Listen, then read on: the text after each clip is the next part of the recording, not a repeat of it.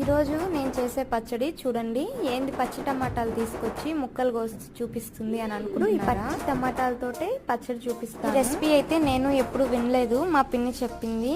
ఇలా చేసుకుని తింటే సంగట్లోకి అయితే చాలా బాగుంటుంది అనుకో. గిన్నెలో పచ్చి టమాటా ముక్కలు అలాగే పచ్చిమిర్చి వేసి అందులోనే కొంచెం ఆయిల్ కొంచెం సాల్ట్ వేసి టొమాటోస్ లో ఉండే వాటర్ తోనే ఆ పచ్చిమిర్చి మొత్తం ఉడికిపోతుంది. ఉడికిన తర్వాత ఇట్లా మనం వెనుక్కోవాలి పప్పు గుత్తితోటి.